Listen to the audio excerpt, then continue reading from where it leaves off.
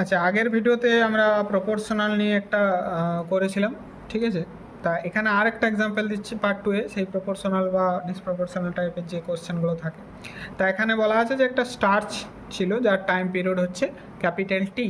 এবার সেই স্টারটা Newton star হয়ে গেল। তো এই ইনফরমেশনগুলো নিয়ে মাথা ব্যথা করার কিছু নেই। এগুলো রেডিয়াস আমাদের 1/16 হয়ে গেল প্রিভিয়াস রেডিয়াস, তাহলে কি হবে নতুন টাইম পিরিয়ড। এর বেসিক মিনিংটা হচ্ছে যে মাসটা কনস্ট্যান্ট থাকবে এবং আমাদের কনজারভেশন অফ অ্যাঙ্গুলার মোমেন্টাম করতে হবে, এইটুকুই। এবং যেহেতু স্টারকে আমরা স্পেরিক্যাল শেপ ধরতে পারি, যে মুভমেন্ট অফ ইনার্সিয়ার ফর্মুলা 2/5 mr² হবে।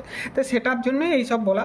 যদি নিউটন স্টারের কথা বলা হয়, তাহলে এটা স্টারটা যখন ফুয়েল শেষ হয়ে যায় তখন অনেক স্টার নিউটন স্টারে কনভার্ট হয় এবং তার ফলে খুব স্পিডে রোটেট করতে থাকে, যে মুভমেন্টে সেটা নিউটন স্টার হলো সেটা আমরা এখান থেকে বলতে পারবো। দেখা যাবে টাইম পিরিয়ডটা কম হয়ে যাবে, মানে দ্রুত রোটেট করবে। তো সেটা এখানে আমরা দেখতে পাবো।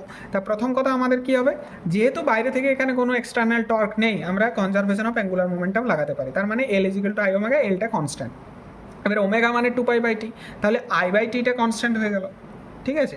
এবার I/t, I এর মধ্যে কী আছে, 2/5 mr²। এম তো এমনিতেই ফিক্সড আছে, মাস তো চেঞ্জ হবে না, মাস এখানে চেঞ্জ হচ্ছে না, তাহলে r²/tটা কনস্ট্যান্ট, দ্যাটস ইট। এইটুকুই আমাদের জানার দরকার ছিল। তাহলে আমরা লিখতে পারি T প্রপোর্শনাল টু r²।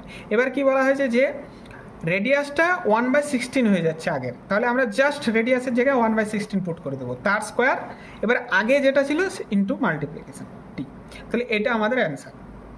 তাহলে এখানে আমরা দেখতে পাচ্ছি যে টাইম পিরিয়ডটা খুব কমে যাচ্ছে, অনেক বেশি কমে যাচ্ছে। তার মানে কি খুব স্পিডে ঘুরবে, ঠিক আছে।